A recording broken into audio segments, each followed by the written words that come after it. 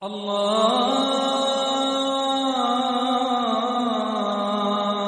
Akbar, Allah. Schools was developed in 1932 after the Honorable Elijah Muhammad was jailed for sedition, who actually was avoiding to be inducted into the United States Army, and also telling other folks not to go in there. So he served 2 to 4 years in prison for that. And as he was in prison, she withdrew the children from the Detroit public schools, citing that those schools were not appropriate and could not give our children the kind of education that they needed. And so she kept them home and homeschooled them at a time that homeschooling was illegal.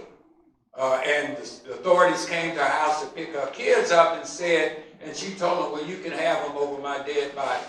And so she kept her kids. She established the first Sister Clara Muhammad schools, and later she established the University of Islam in Chicago primarily.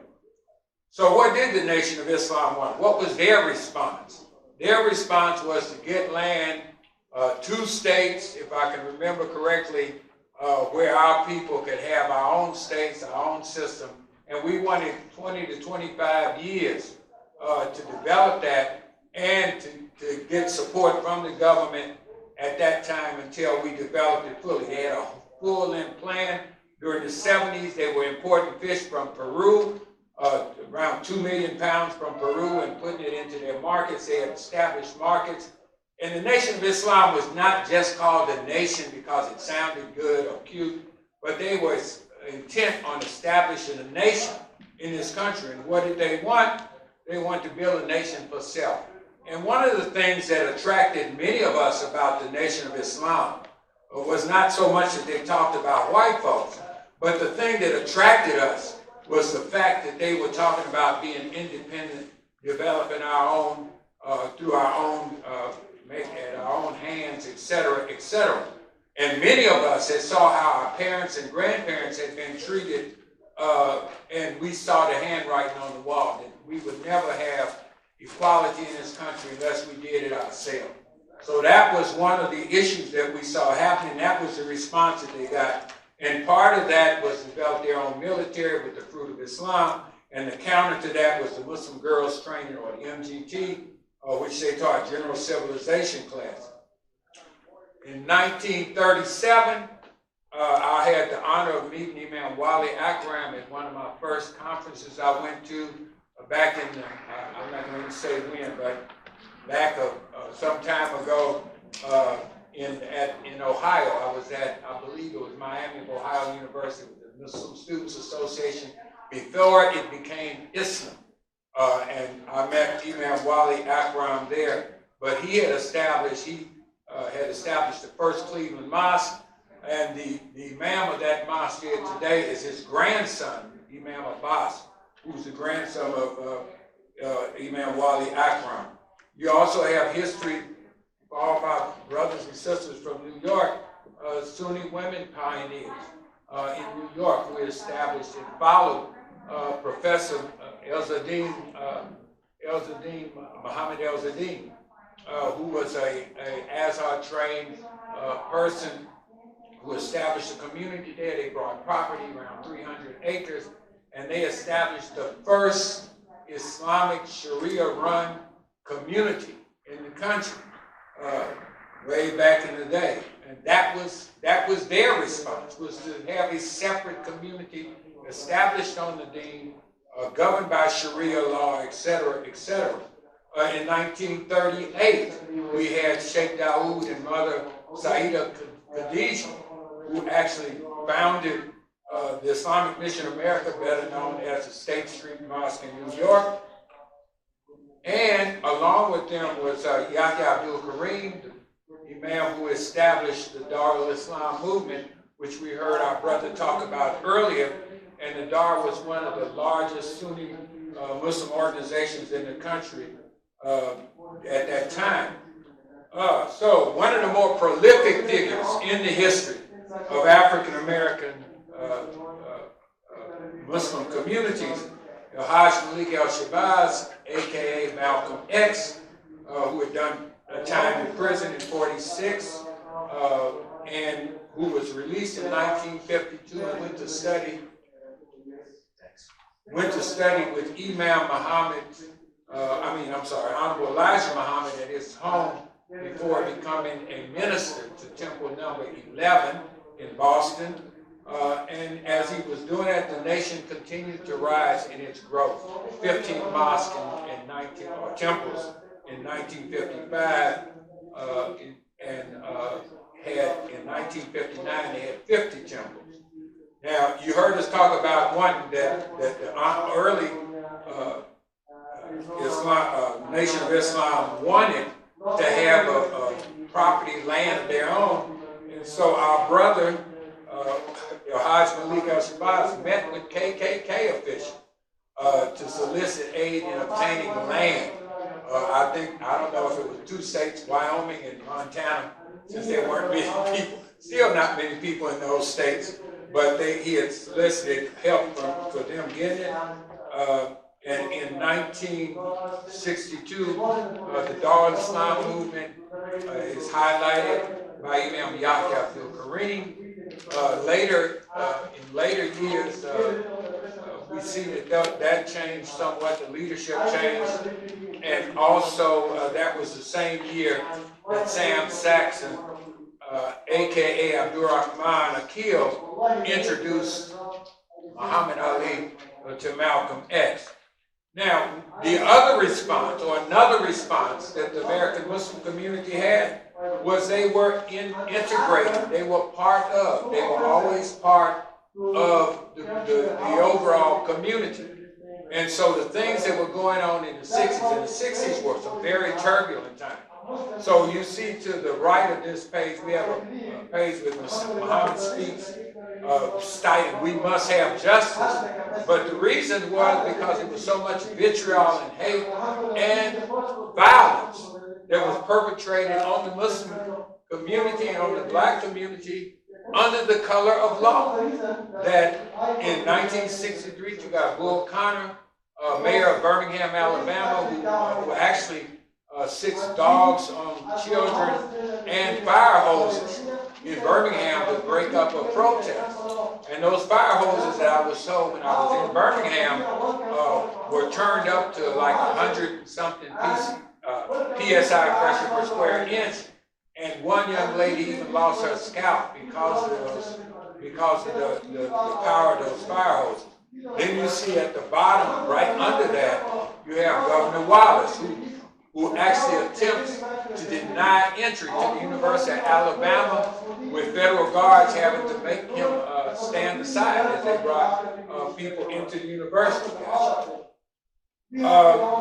Clay joins the Nation of Islam in 1964, and in '64 we also have Malcolm X, who actually calls for a investigation or to get a human rights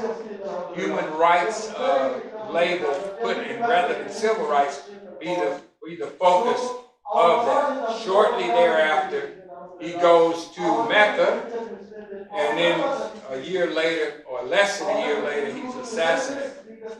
So we have a variety of ways that have taken place, and I hate to rush through this, but we have a variety of ways that have taken place to show our response,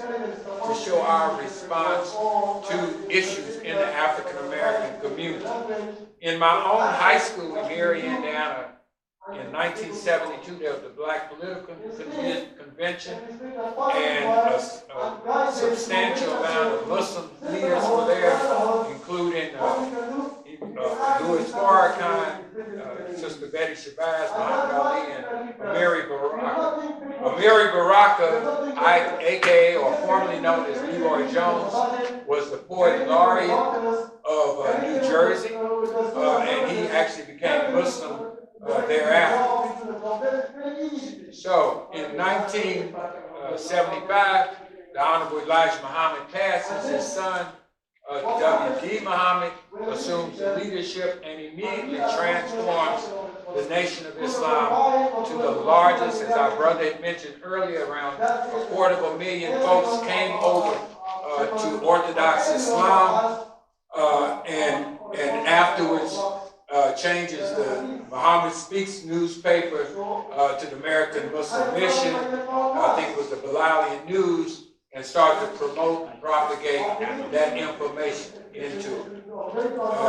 So we had a number of things happen. Our brother Siraj Muhammad Taj, in response to his community in Brooklyn, actually began the Muslim Community Patrol, which would deal with the drug dealers that was prevalent in the community. In 1995, we have a response by Louis Farrakhan's group, Nation of Islam, who actually promoted the Million Man March to empower African American men to be more responsible for their communities. And so what is it that the Muslim community should focus on now? One, embrace and practice unapologetic and vigilant Islam. I know that sounds kind of strong, but that's the word I use because that's what we need to do. Build strong intra-faith relationships, not interfaith. Not that there's anything wrong with it, but I think that we can get along with everybody else, but when we start talking about our own intra-faith issues, i.e. Sunni, Shia, Ahmadi, whatever you want to call it, we go to war. And so we need to build our relationships, meaning that we don't necessarily have to agree with everybody, but we need to have those relationships. And then we need to develop a political agenda underpinned by the deen and to be of service to marginalized communities. And then last, we need to provide soft dawah. Soft dawah meaning health clinics, social services, community resource centers, and increased visibility and activism in our communities when there are issues that are going on, i.e. Some of the things that we saw in terms of police brutality, misconduct, and murder, then the Muslims need to be visible in that. And then if we do all of that, then we'll be able to appreciate our diversity, and we can appreciate what that means in terms of building this community up. One of my favorite groups, and I'm going to cut it off here, but I want to just make one of the groups that one of my favorite, if you've not visited the International Museum of Muslim Cultures in Jackson, Mississippi, that is an example of the community coming together, of people from all different walks of life coming together and bringing those things together. So, Jazakallah khair. I appreciate everyone being here. Thank you. Assalamu alaikum wa rahmatullahi.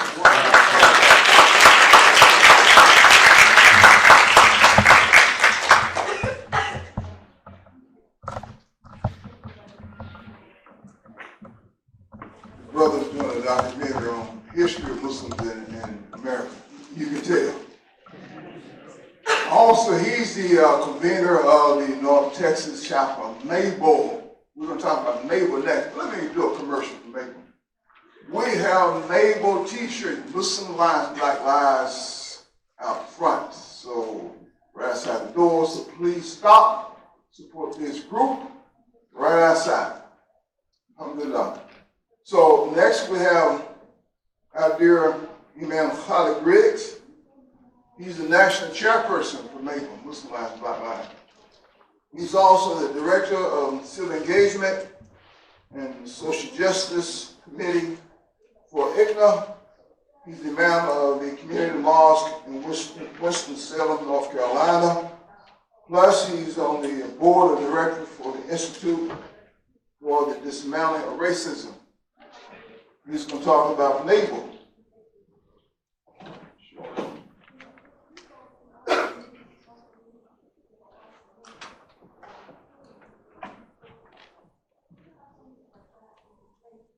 أعوذ بالله من الشيطان الرجيم بسم الله الرحمن الرحيم أشهد أن لا إله إلا الله وحده لا شريك له وأشهد أن محمدا عبده ورسوله. Assalamu alaikum.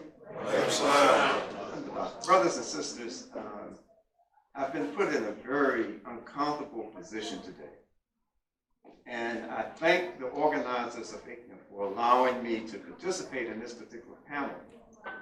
But what makes me uncomfortable is that I'm supposed to speak before Imam Siraj Wahaj. And so I know that nobody's here to hear what I have to say. And you want me to just get out of the way so we can listen to Imam Siraj. So I'll try to be brief. I'll respect your wishes because you're telling me about your wishes. Brothers and sisters, I've been charged with the responsibility of explaining aspects, the reasons for its existence, and explaining what MABL is all about. And I was given a presentation in North Carolina to a Muslim group, and there were some young children in the group, in the audience. And this young girl got up and asked me, "Who is MABL? What MABL are you talking about?"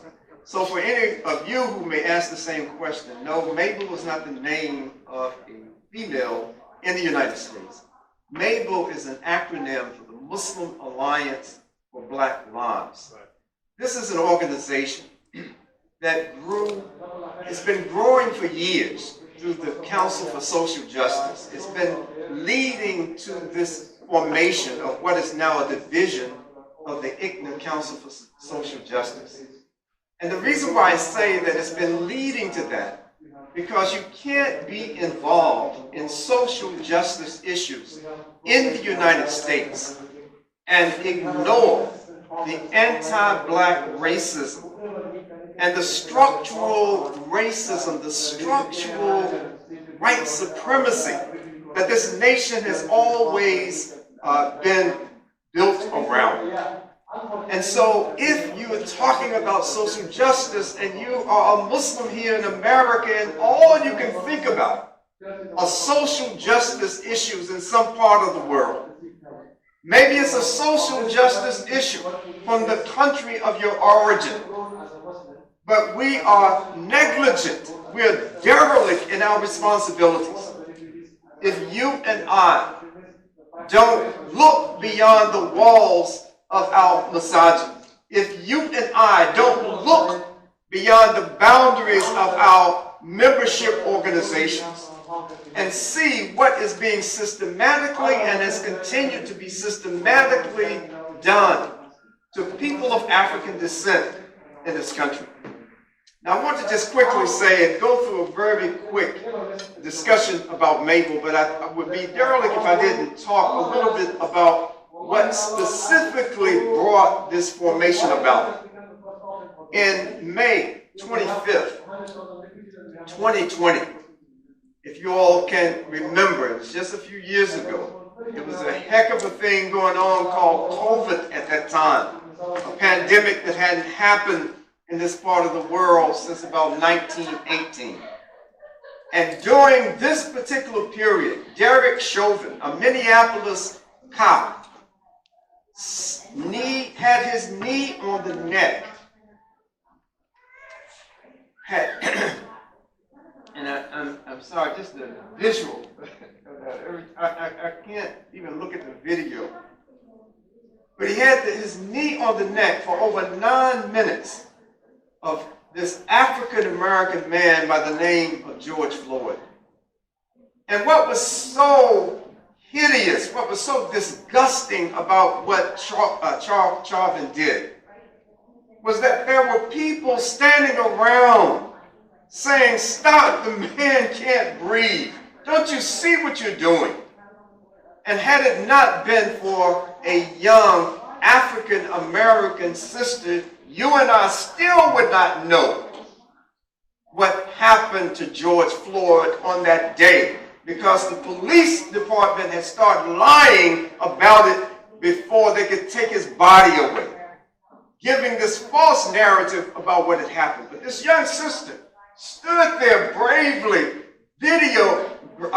taking video of this man being killed, with people standing around begging him to get off his neck. And this young woman, I don't mean to call her a girl, this young woman turned this in, and that's how we know what actually happened to George Floyd. It was because of the courage of this young lady who just disregarded of the police standing around telling her, stop videographing this, get away, move back. It took courage to do that.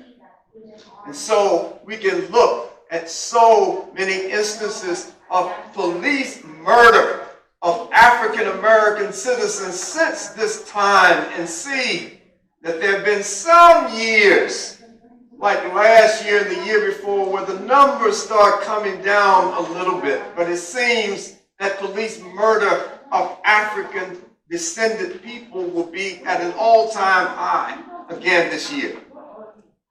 Brother Mustafaa gave an excellent presentation about some of the challenges that we, as those of us who are descendants of Africans, what we have gone through in this country, Muslim and otherwise. But the Islam, I want to just remind you all, and I want to say this specifically, I'm not picking on nobody. I'm not trying to point out anybody and make you feel uncomfortable, but I have to say this, that when we look at the insertion of Islam into the Western Hemisphere in North and South America, in the Caribbean, we have to acknowledge that that insertion came at the hands of African people. Most of them were Muslim. Why would I make a comment about most of them being Muslim? Because at that particular time, in the 1700s, those Europeans who were now settling America, they knew about the people in West Africa. They knew that in order for them to have plantations that would be rice plantations in particular that would be productive, that they needed to have people who knew how to till the soil and do certain things with vegetables and rice and all of these kinds of things. So they looked into West Africa and they saw those Senegalese now, those Gambians now, those people in West Africa, they know how to do farming right with certain plants. So if we want to build our economy around certain things, go into the area where those Muslims are living. They know how to do it. And so it wasn't just happenstance that so many of the Africans who were enslaved for over 300 years and brought into this hemisphere, it was not happenstance that they just fell across and fall into these areas that oftentimes were Muslim majority areas. But I want to make this quick point and move forward. I say all of this to say that the insertion, the introduction of Islam in the Western Hemisphere grew out of one of the most horrible systems of oppression that we know in human history.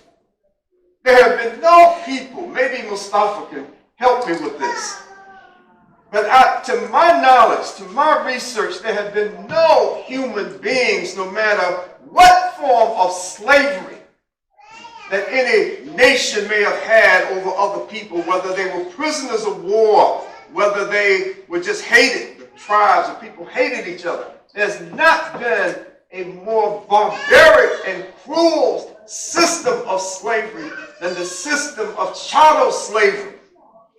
That to my research says for the first time in human history, people who take pride in talking about we are the light of the world, that our light shone brightly all over the planet, and that's how you folks got out of the dark ages. If it weren't for us, you'd still be swinging from trees.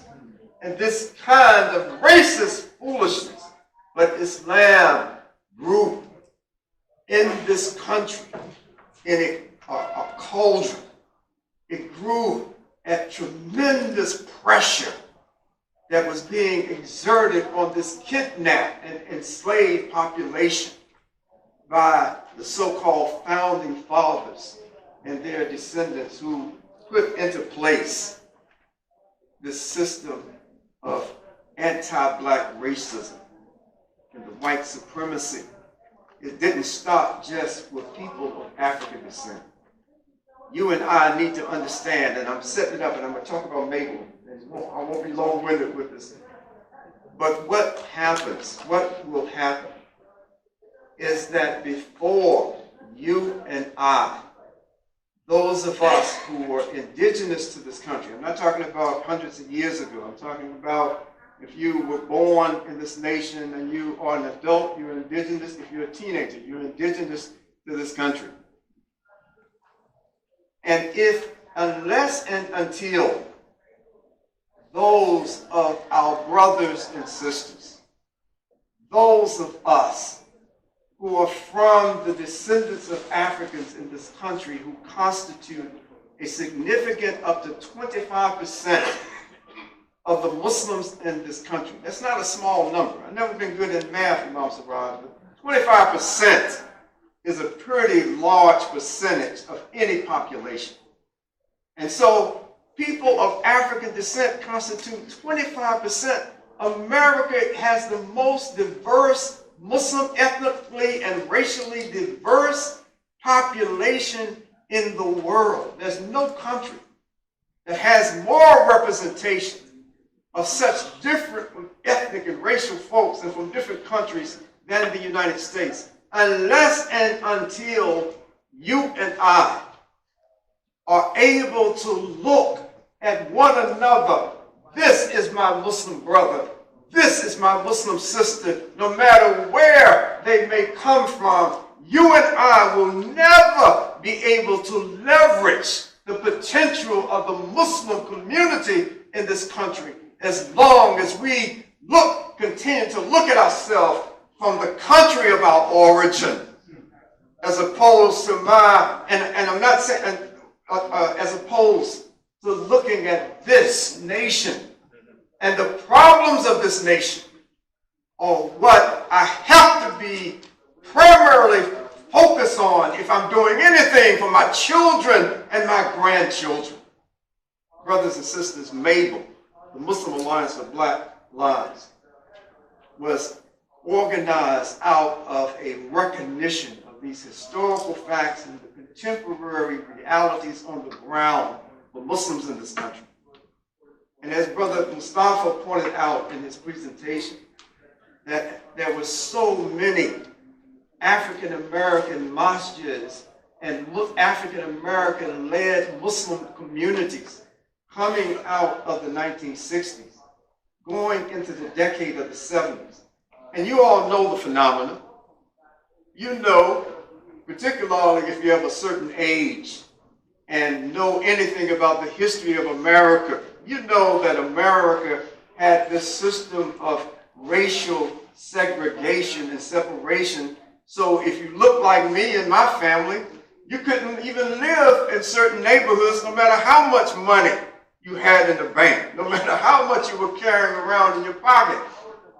And so there many of your parents, of grandparents coming into this country, worship at masjids like Imam Siraj Wahaj's, not in what we would call the upper class area of Brooklyn, but at this particular time, grown in that crucible of oppression, grown in the crucible of struggle, we were able to see one another just as this is my Muslim brother, this is my Muslim sister. It doesn't matter where the person comes from. But and I've been around for a few years, not as long as Imam Siraj. You know, he's much older than me.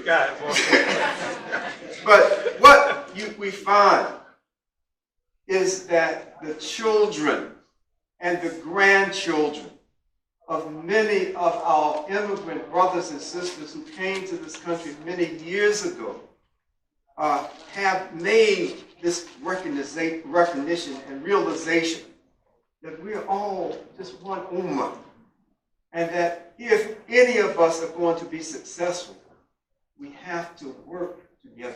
So and I'll say this a little bit about MABL, and I'll sit down. One of the important elements of MABL is that we are attempting to leverage the diversity of the total Muslim community for the benefit of Muslims who are still living and are yet to be Muslim in African American and Latino communities across this country.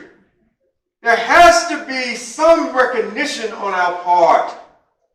As Malcolm said in 1964, it has to be a recognition that if you are a farmer, and if you are a wise farmer, then you, and this is not a direct quote, I'm giving you basically the theme of basically what he's saying. If you are a wise farmer, you will plant your seed in the most fertile part of your garden first. And then once you reap a harvest, you'll go to the rocky soil and put in the elbow grease. But in the meantime, you plant it where it's most fertile. And I'm, naive enough to believe that just because we don't see the kind of vitality and the kind of numbers in the African American community in the inner cities today, that potential still does not exist. It no longer exists. I don't believe that. And the members of MABL don't believe that. And we have a very beautiful combination of older, experienced, veteran community organizers and workers who lived through another era of resistance against what's going on in this country as far as injustice and targeted kinds of injustice. And Allah subhanahu wa ta'ala has blessed MABL, Muslim Alliance for Black Lives, with being able to attract our young folks, many of our youth. And I would dare say at this moment, the majority of the youth who are supportive and involved are not African American youth. They are youth who recognize that the future of Islam is going to be dependent upon our cooperation, not our continuing to separate ourselves. And just one other thing that I just want to mention very quickly, and that is that MABL, in attempting to leverage resources of the total Muslim community for the benefit of inner city African American and Latino folks in general, that we're talking about human resources, we're talking about bringing in IT folk, and there's so many of our young and older brothers and sisters who are IT experts. There's a deficit of IT workers in the African American community. I can't give you numbers, but this is by eyeball, this is a reality. And so part of that leverage, let's get some of these young brothers who are willing to come into these inner city communities and help pass on this knowledge about IT, introduce them, give them laptops, allow them to experience an avenue, a potential avenue to help themselves and help their family and help their community. I'll just say one other thing and I'll sit down. And that is like in Dallas, Texas, in one of the most depressed areas in all of Dallas, a huge complex called Oak Cliff that MABL has been involved and will be the primary administrators of a resource center in Oak Cliff. And what we have found, and I don't know if you can correct me if I got somebody to tell me the truth, they were just exaggerating the report. But up to this point, there have been 4 young African Americans to embrace Islam since MABL started doing projects. A lot of guys, I'm not trying to say we could touch somebody's heart in a way and that, but having established a presence in the community and showing the love and compassion, and not just being concerned about giving them some bread to eat. That's essential. You have to have it. But also being concerned about the social justice issues that continue to entrap so many of our brothers and sisters across this country. That's all I want to say. Allah